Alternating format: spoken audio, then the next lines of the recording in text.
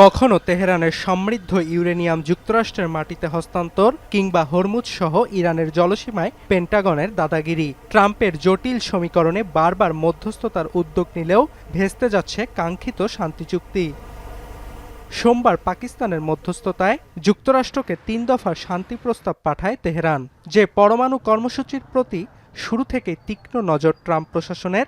সেই ইস্যুটিকে আপাতত যুদ্ধবিরতি আলোচনায় যুক্ত করতে চাচ্ছে না খামেনি প্রশাসন, বরং এটিকে পাশ কাটিয়ে ইরান ও লেবাননে সম্পূর্ণরূপে হামলা বন্ধ ও ইরানের নৌবন্দরের ওপর থেকে অবরোধ তুলে নেয়ার মতো ইস্যুগুলোকে প্রাধান্য দেয়া হয়েছে।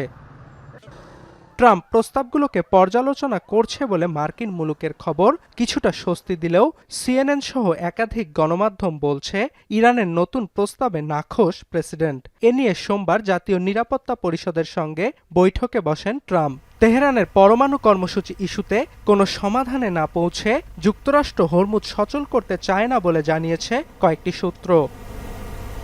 আর ফক্স নিউজকে দেয়া সাক্ষাৎকারে মার্কিন পররাষ্ট্রমন্ত্রী মার্কো রুবিও জানান, হরমুজকে অর্থনৈতিক পরমাণু অস্ত্র হিসেবে ব্যবহার করছে Tehran. Suffice it to say that the nuclear question is the reason why we're in this in the first place. The Straits is basically the equivalent of an economic nuclear weapon that they're trying to use against the world. এদিকে Saint পিটার্সবার্গে রুশ প্রেসিডেন্টের সঙ্গে বৈঠকের পর Araghchi দাবি করেন, যুক্তরাষ্ট্রের কাছ থেকে পুনরায় আলোচনায় ফেরার প্রস্তাব বিবেচনা করছে তেহরান। প্রস্তাবটি মস্কোর কাছ থেকে এসেছে কিনা তা এখনও নিশ্চিত নয়। তবে পুতিন আরাকচি বৈঠকের পর যুদ্ধবিরতির মঞ্চে নতুন করে আরেকবার স্পষ্ট হলো মস্কোর নাম।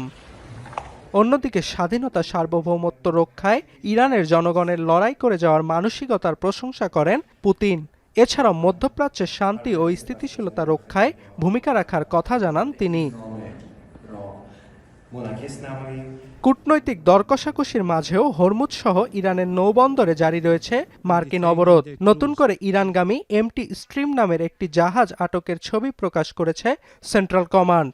আর জাতিসংঘে নিযুক্ত ইরানের স্থায়ী প্রতিনিধির সাববার্তা, জাতিসংঘ সমুদ্র আইন মেনে চলতে বাধ্য নয় তেহরান।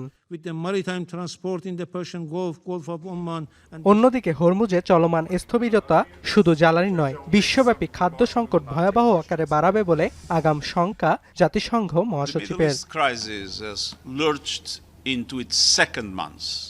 অর্ণব প্রসাদ, এখন। 72 ঘন্টা ময়েশ্চার লক সমৃদ্ধ লিলি বডি ওয়াশ, শিয়া বাটারের গুডনেস স্কিন রিপেয়ার করে রাখে সফট ও গ্লোয়িং।